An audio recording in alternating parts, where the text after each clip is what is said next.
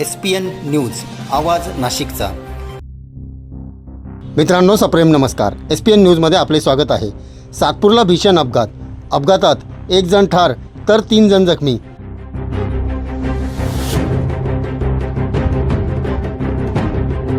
सविस्तर वृत्त असे, सातपूर परिसरातील हॉटेल शौर्यवाडा रोड येथील जाधव संकुल लिंक रोडवर 2 दुचाकींच्या धडकेत एक जणाचा जागीच मृत्यू झाला असून 3 जण गंभीर जखमी झाले आहे।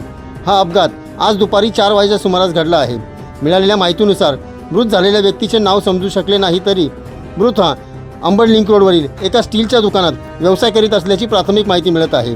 MH15 JY 2476 तसेच ॲक्टिवा सुझुकी MH15 AH 6993 असा अपघात झालेल्या गाडींचा नंबर आहे।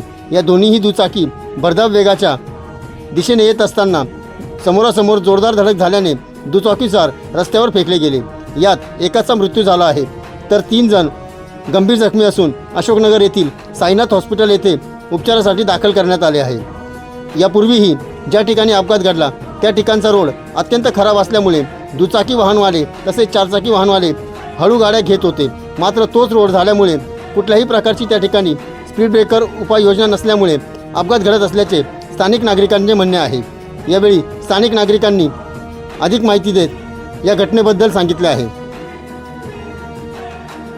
आज या ठिकाणी आत्ता जो काही अपघात झाला आहे, हा रस्ता जरी पाटील पार्क जाधव संकुलकडे जात असला, परंतु टर्न असल्यामुळं मी प्रशासनाला एवढीच विनंती करेल की आत्ताचा जो काही प्रथमदर्शनी बघितलं की या रस्त्यावर गतिरोधकची फार गरज आहे। दोन्ही टू व्हीलरवर व्यक्ती जात असताना आणि रस्त्याचं डांबरीकरण झाल्यामुळे रस्ता चांगला झाला। जेव्हा रस्ता आत्ता जे शेतकरी सांगत होता खराब रस्ता होता तर गाड्या हळू चालायच्या, परंतु आपल्या नागरिकांनीसुद्धा रस्ता जर प्रशासनाने चांगला केला तर मग गाडीचा स्पीड हा किती वेगात पाहिजे। दोन्ही टू व्हीलरचा एकमेकाशी ॲक्सिडेंट होऊन एक व्यक्ती जागेवरच त्यांचा अंत झालेला आहे। कृपया करून सर्व तरुण मंडळींना आम्ही एवढंच विनंती करतो की जरी मळ्या परिसरातून रस्ता जात असला परंतु गतिरोधक टाकणं हे फार गरजेचं आहे आणि वाहन हळू चालवावे, एवढीच सगळ्यांना आम्ही विनंती करतो। नेमकं कधी हा प्रकार घडला?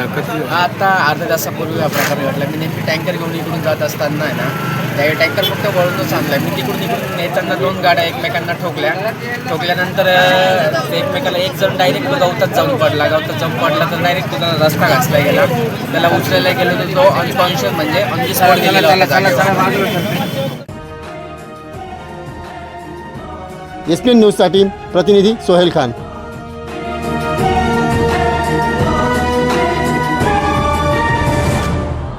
सर्व जनतेपर्यंत आमच्या बातम्या पोहोचवण्यासाठी आम्ही हे एक माध्यम चालू केलं आहे। त्याचं नाव आहे SPN न्यूज आवाज नाशिकचा।